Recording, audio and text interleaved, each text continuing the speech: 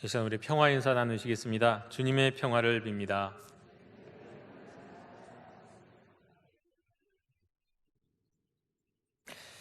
몇 주 전에 한국 교회에서 아주 존경받는 유명한 목사님이 이 코로나 시대에 관한 25분짜리 이제 영상을 2개를 유튜브에 올리셨습니다.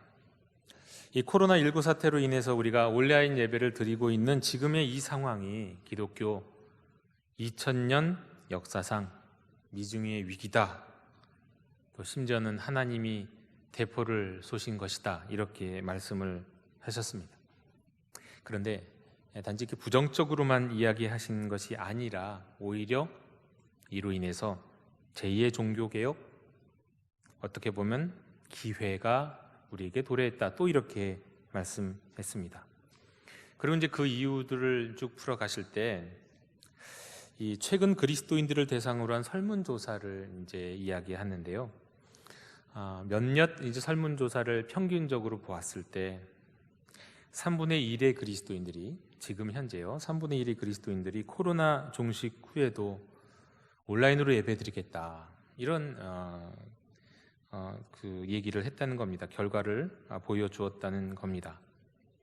그러면서 이제 이런 코로나는 앞으로도 또 계속 반복될 것이다. 팬데믹은 그럴 수밖에 없을 것이다. 그러면서 당신께서 교회 개척을 했던 그 경험과 그 교회 개척일 때 특별히 예배당을 세우지 않는 교회를 개척하셨는데 그 신학적 근거로서 이제 우리가 잘 아는, 우리가 또 예배 부름 때도 늘 읽어드리는 요한복음 4장 21절과 24절의 말씀을 예로 들면서 이렇게 말씀하십니다.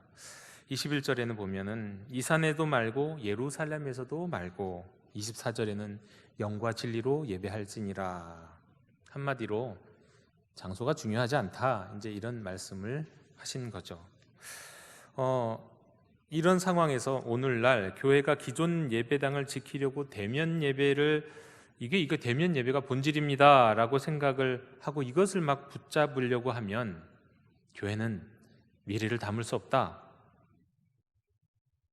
그리고 또 오히려 이런 상황이 이제 시작하는, 예배당 없이 시작하는 목회자들에게는 이것이 또 기회가 될 수 있다. 이렇게 말씀합니다. 그러면서도 이제 다만 우리가 비대면 온라인 예배라고 할지라도 이게 교회가 되려면, 정말 교회다운 교회가 되려면 적어도 3가지 기능, 교회의 3가지 기능이 삼각형을 잘 이루어야 한다고 말씀합니다. 정점에는 캐리그마, 말씀의 선포가 있어야 하고, 또 한쪽에는 디아코니아, 봉사와 헌신의 삶이 있어야 하고, 또 한쪽 마지막 남은 꼭지점에는 바로 코이노니와 성도의 교제가 있어야 한다. 이 3가지가 있을 때 온전한 교회가 될 수 있다. 이렇게 말씀했습니다. 근데 단지 비대면 예배, 온라인 예배, 설교에는 이런 디아코니아와 코이노니가 없으니까 이것은 분명히 부족한 거다. 우리가 이제 흔히 CTS나 CBS를 통해서 주일에 영상 예배, 영상 설교를 보는 것, 여긴 성도의 교제도 없고 여기에는 헌신도 없고, 그러니까 이거는 예배가 아니고 이건 온전한 교회는 아니다. 어쩔 수 없이 그렇게 말할 수 있지만, 그럼에도 이 온라인을 중심으로 멤버들을 묶고 훈련시켜서 헌신과 봉사의 삶을 살고 또 사귐으로 인도할 수 있다면 오히려 이게 또 제2의 종교개혁, 또 위기가 기회가 될 수 있다. 이제 이렇게 얘기하신 겁니다. 그런데 이제 이 영상이 또 뜨고 나서 얼마 되지 않아서, 또 이 목사님이 굉장히 유명하신 목사님이니까 나름 영향력이 있다 보니까 그 의견에 또 반대하는 분의 영상도 있었습니다. 그 반대하는 영상의 요지는 이거였습니다. 이게 자칫 이게 새로운 종교개혁이 아니라 오히려 자신의 편의에 따라서 온라인 예배를 드리는 이들에게 일종의 면죄부를 주는 것이 될 수도 있다. 그러면서 이제 이 목사님의 의견에 반대를 하시더군요. 그러니까 또 이제 원래 그 목사님의 의견, 목사님을 좋아하는 분이었는지 모르겠는데 또 이분을 향해서 반대하는 분에 대해서 반대하는 분, 그것은 그 목사님의 요지를 잘못 이해한 거다. 또 이렇게 반대하는 영상도 있었습니다. 자, 저는 어떻게 생각할까요? 여러분은 어떻게 생각하십니까? 온라인 예배와 온라인으로 중심한 이런 교회가 새로운 대안과 새로운 종교개혁을 이룰 수 있다, 없다, 어떻게 생각하십니까?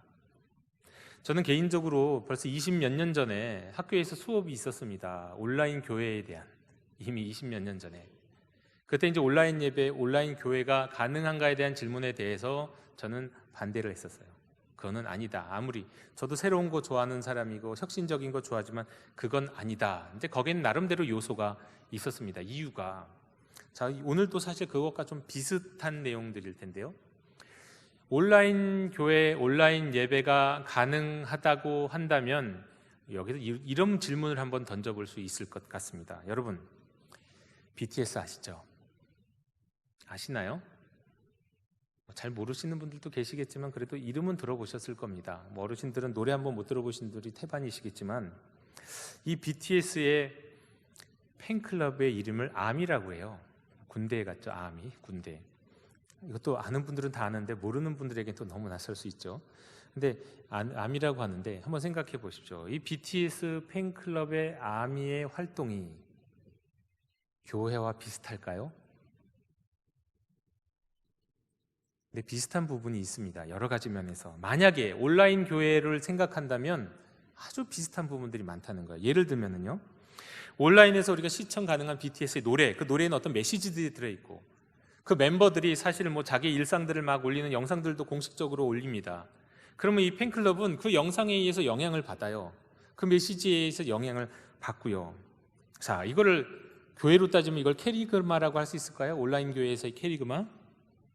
또 이 아미들이, 이 팬클럽이 그냥 팬클럽이 아니에요.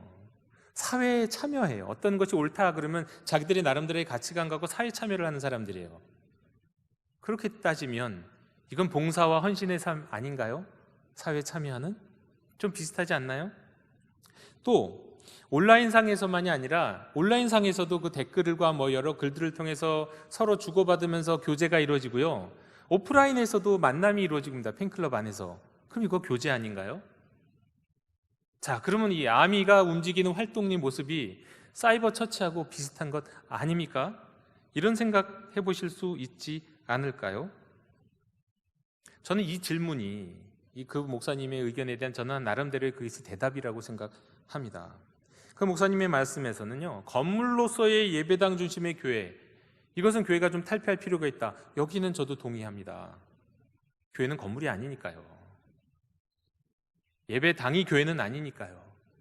사람이 교회거든요.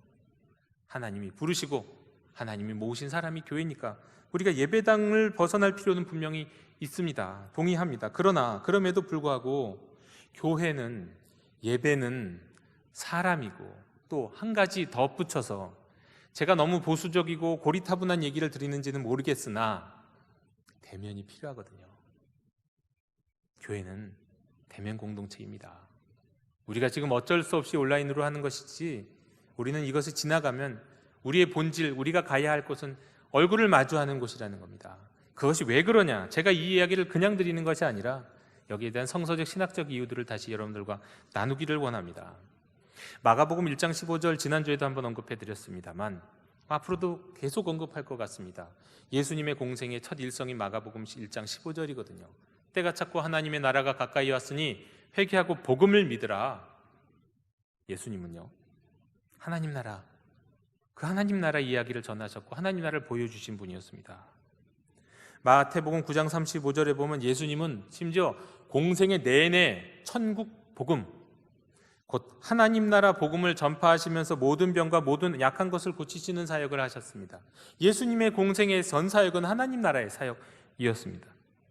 그래서 보면은 신약 성경에 보면, 복음서에 보면 하나님 나라의 이야기가 가득하죠. 그런데 이 하나님 나라의 이야기, 특히 그 가운데서도 예수님이 비유로 두셨던 여러 가지 하나님 나라의 비유 가운데 보면은요, 먹고 마시고 목마르고 굶주리고 잔치를 벌이는 일들이 많습니다. 많이 일어나요. 이야기 속에만 많을까요? 아니요, 아닙니다. 이야기 속만 아니에요. 예수님의 삶이 그러셨습니다. 자, 가나의 혼인잔치에서 포도주 문제를 해결해 주셨죠.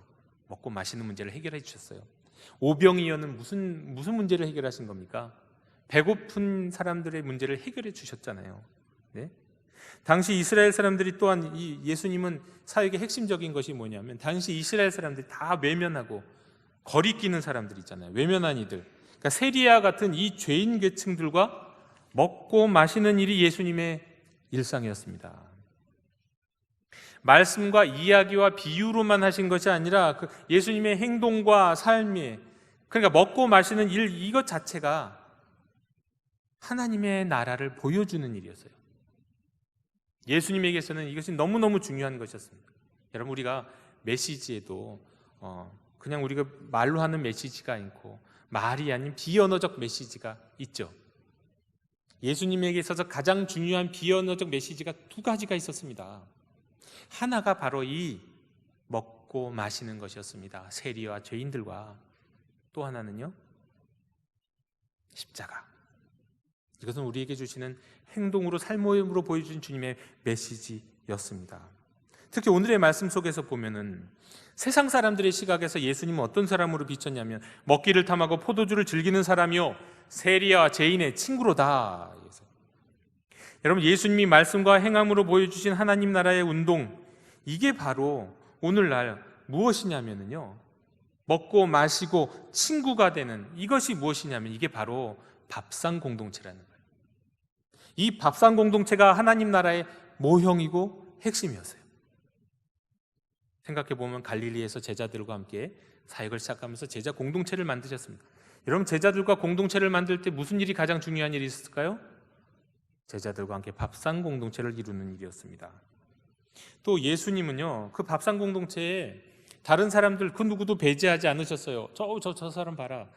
저 여자가 죄인인 걸 알면은 받아들이지 않았을 텐데 저거 봐라. 예수님은 죄인인 걸 알아도 밥상 공동체에서 물리지 않으셨어요. 심지어 예수님은요, 바리새인의 밥상에도 참여하셨고요, 삭개오의 밥상에도 참여하셨습니다. 밥상에서 하시는 일이 예수님이 하시는 일이었어요. 마다하지 않으셨다는 겁니다. 예수님에게 있어서 하나님 나라 사역의 방법의 아주 중요한 자리가 밥상이었다는 겁니다. 밥상. 여러분, 밥상에서 무슨 일이 일어나나요? 밥상은 먹고 마시는 것이고요, 또 오늘 말씀의 제목대로 친구가 되는 것이죠.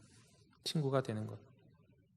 여러분, 어떤 면에서 예수님은 가시는 곳마다, 사도 바울은 또 여러 가지 선교를 통해서 가는 도시마다 교회를 세웠죠. 그런데 사실 교회만 세운 게 아니에요. 그 교회는 사람이니까 교회를 세우셨는데 예배당은 아닙니다. 교회는 세웠으나 예배당을 세운 적은 없으세요. 교회는 세우셨죠. 그런데 가는 곳보다 사실 또 다른 말로 이렇게 표현할 수 있어요. 예수님이 가신 곳마다, 또 사도 바울이 간 곳마다 밥상 공동체가 세워졌다.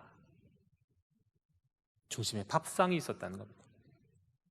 여러분, 가만 보면 이 밥상에 아까 그 목사님이 말씀하셨던 교회의 세 가지 기능이 다 들어있네요. 캐리그마, 말씀. 예수님은 그 밥상에서 제자들을 가르치셨어요. 성찬식 때도 보면 가르치셨잖아요. 그 유월절 밥상이었거든요. 그 밥상에서 이런 얘기 저런 얘기를 물으면 말씀하셨습니다. 질문에 대답하셨습니다. 밥상에서 캐리그마가 이루어졌죠. 두 번째로 밥상에서 디아코니아가 이루어집니다. 헌신과 봉사가 이루어져요.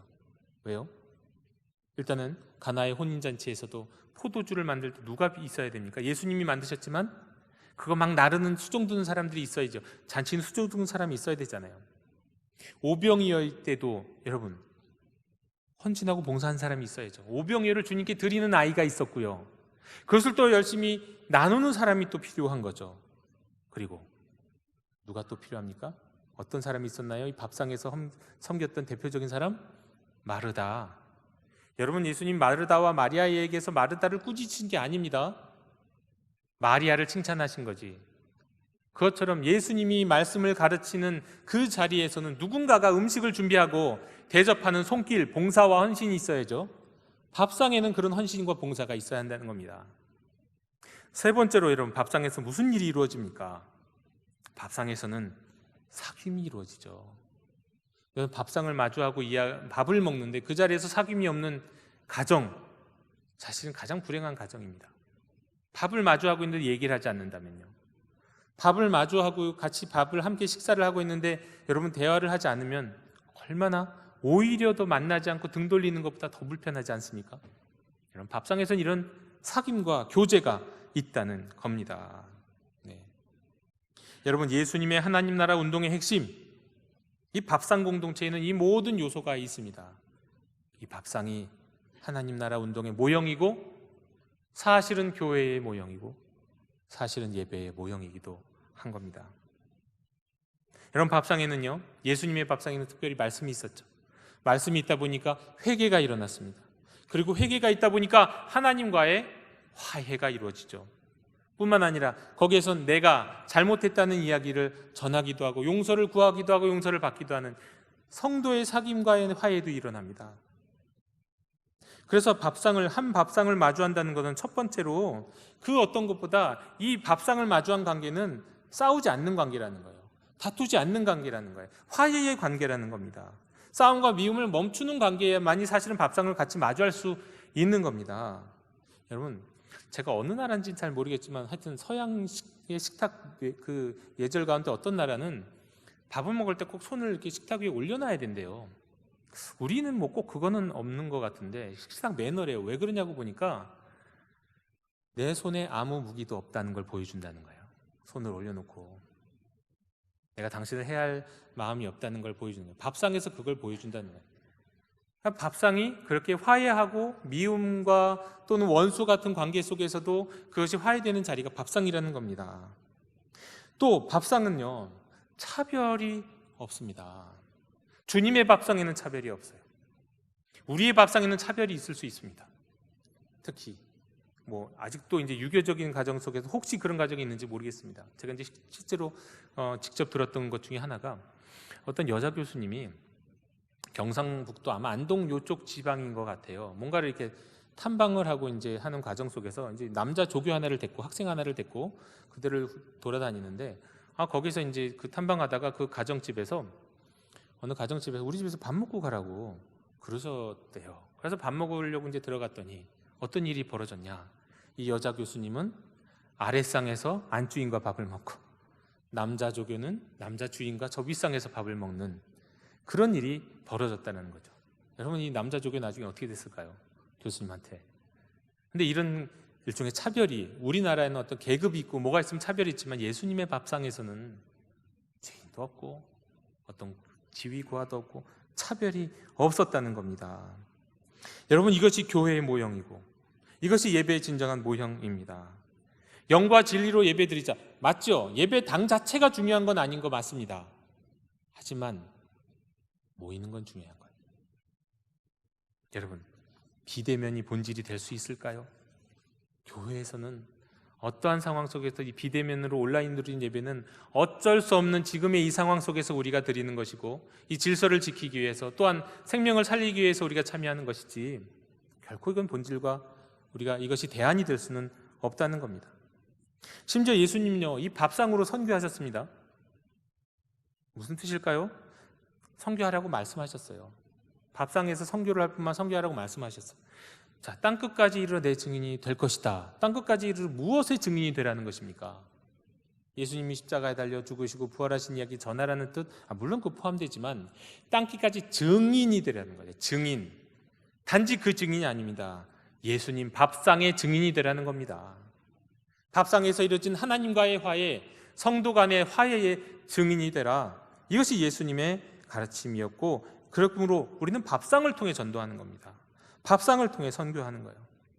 여러분, 전도하는 데 있어서 저는 오늘날 우리가 전도하는 방식 중에 아주 중요한 걸 놓치고 있다고 생각이 들었어요. 우리가 길거리에서 복음 전도지를 나눠주는 거 굉장히 중요하죠. 이거 보통 용기 있어야 되는 거 아닙니다.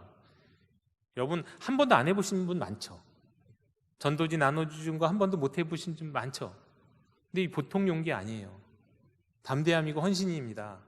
그런데 한번 생각해 볼 것은, 정말 성경적인 전도의 방법은 무엇일까? 밥상이에요. 밥상. 제가 아는 한 이 여자 목사님이 그런 간증을 하셨어요. 얼마 전에 찜질방에 가셨대요. 요즘 찜질방 잘 안 가는 시기이긴 하지만 그래도 찜질방 가고 싶어서 찜질방 갔답니다. 갔는데 이제 저녁이 되니까 요즘은 찜질방에서 밤새서 운영을 안 하나 봐요. 네, 코로나니까 이제 밤이 되면 닫나 봐요. 그랬더니 어떤 아주머니가 그러더라는 거예요. 나 지금 지방에서 올라왔는데 여기서 나 자게 좀 해달라고. 나 여기 찜질방 오면 잘 수 있는 줄 알고 왔는데 나 좀 자게 좀 해달라고. 막 그냥 주인인지 누구인지 계속 그걸 갖고 간청을 해달라는 거예요. 근데 그게 됩니까? 안 되죠. 규칙인데. 야간에는 열 수 없다는 게 규칙인데. 그랬더니 여자 목사님이 그냥 그런 생각이 들었대요. 저분은 우리 집 모시고 가야겠다. 문득. 그래서 그분을 집으로 모시고 갔어요. 우리 집에 가시죠. 남편도 있는데 그냥 모시고 갔어요. 가서 이제 그분하고 얘기를 하다 보니까 이분이 그냥 정말 가난하거나 어려워서 그 찜질방 온 게 아니라 원래 포항에 사시는 분이고 남편은 교수고 자녀도 아주 그냥 서울에서 대학을 다니고 있는, 그런데 그냥 늘 그냥 그래 왔기 때문에 찜질방에서 하루 자고 다음날 무슨 일을 하려고 온 거예요. 근데 잠을 못 잔다고 하니까 그 늦은 밤에 어떻게 할지 몰라서 당황했었던 거죠. 그분을 집으로 모셨어요. 모시고 왔어요. 그리고 무슨 일이 있었을까요? 거기에서 말하자면 밤새 깊이 이야기를 나누는 자리, 어떻게 보면 이야기만 나눴을까요? 차를 한잔 하든지 나름대로 작은 밥상이 이루어지는 거죠. 거기에서 배려하고 헌신하고 봉사하고 나누어주고 거기서 복음을 전하게 됐대요. 그런데 그 복음을 전하니까 그 여자분이 펑펑 울면서 내가 이제 예수님 정말 믿을 거라고 그렇게 얘기했어요. 감동받으면서 말이죠. 그 목사님도 자기가 목사지만 사역을 하면서 이렇게 사역을 하면서도 이렇게 내가 행복했던 적이 없다고 그런 이야기를 하시더라고요. 이게 어떤 자리에서 이루어진 겁니까? 이것도 밥상입니다. 사실은 집으로 초대하는 것이 밥상으로 초대하는 일인 겁니다. 사실 선교, 사실 전도, 지금은 코로나라서 잠시 어려움은 분명히 있지만 밥상을 통해 하는 겁니다.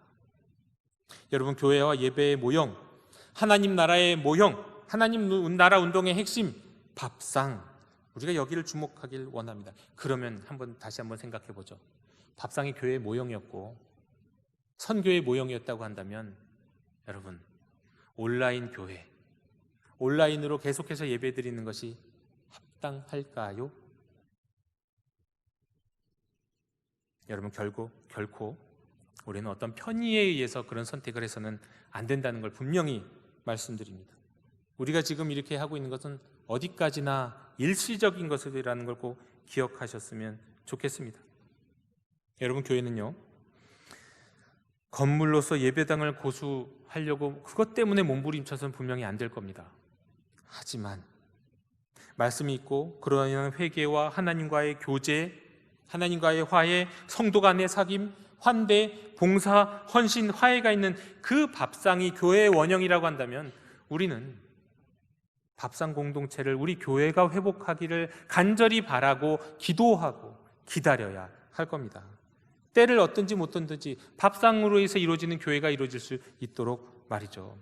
그런데 여러분, 그리고 보니까 딱 떠오르는 게 가정이야말로 이런 교회됨의 본질이 있는 곳이구나 싶습니다. 여러분, 가정이 무엇하는 곳이고 무엇이 있는 곳입니까? 밥상이 있는 곳이잖아요. 그 밥상에서 이루어지는 많은 일들이 있는데 그 가정에서, 밥상이 있는 가정에서 가정 예배를 함께 드리며 그 밥상을 함께 나눌 때 여러분, 이곳이 가장 교회를 닮은 곳이 되는 거예요. 이것이 그리스도인다운 삶을 사는 아주 가장 중요한 핵심적인 자리가 되는 겁니다. 그러므로 여러분, 더욱 가정 예배에 힘쓰시는 여러분이 되셨으면 좋겠습니다. 가정 예배를 통해 또 밥상이 있는 여러분의 가정이 가정 교회가 되기를 축원합니다. 우리는 이 일을 통해서요, 단지 우리 가정과 우리의 믿음의 전수만 하는 게 아니에요. 교회를 세우는 겁니다. 온전한 교회를 세우는 것이고, 그리고 그 작은 교회들이 이 영도교회라고 하는 하나의 공동체를 조금 더 큰 공동체 안에서 모여서 우리가 이 안에서 또 다른 밥상을 나누면서 우리가 교회로서의 삶을, 교인으로서의 삶을 지속하는 겁니다. 여러분, 다음 주에는 추수감사절인데 우리가 하나님 앞에 감사하는 것을 뿐만 아니라 우리가 조금 어렵고 불편할 수 있지만 우리가 다음 주에는 성찬식을 진행하려고 합니다. 왜냐하면 성찬식이 밥상이거든요. 예수님이 이 성찬식을 통해 계속해서 무엇을 기념하라고 하셨을까요? 예수님이 십자가에 달려 죽으시고 부활하신 것도 기념하라고 하시지만 결국 그 식탁과 밥상을 통해서 그것을 기념하라고 하셨죠. 성찬식은 우리가 주님의 밥상을 기억하는 자리고 주님의 밥상을 나누는 자리입니다. 여러분, 게다가 심지어 이 밥상에서는요, 이 주님의 밥상 성찬식에서는 우리 주님이 친히 양식이 되셨어요. 자기 자신을, 예수님 자신을 먹고 마시는 양식이 되시는 그런 밥상이 되었다는 겁니다. 여러분, 먹고 마심의 친구가 된다. 이것이 교회 안에서, 가정 안에서 이루어졌으면 좋겠습니다.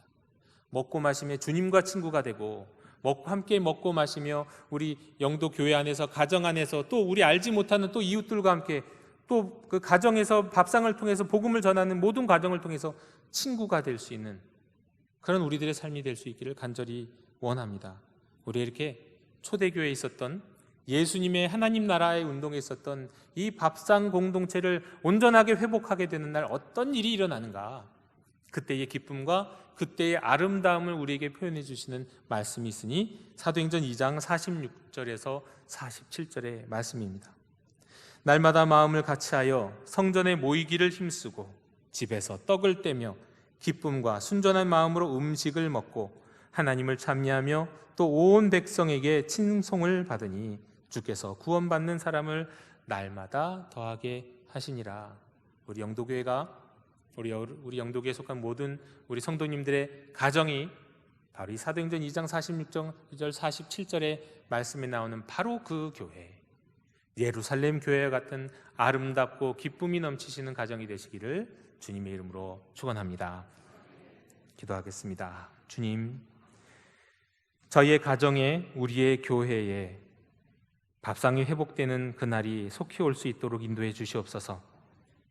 우리가 이렇게 예배드리는 것에 그저 안주하지 않도록 도와 주시옵소서. 교회의 모형이요, 하나님 나라의 모형이었던 밥상 공동체를 회복하는 그날을 기다리고 기대하고 기도하는, 준비하는 저희들 될 수 있도록 인도하여 주옵시고, 심지어 주님이 그러셨던 것처럼 우리가 그 밥상을 통해 또한 복음도 전하는 사람이 될 수 있도록 주장해 주시옵소서. 예수 그리스도 이름으로 기도드립니다. 아멘.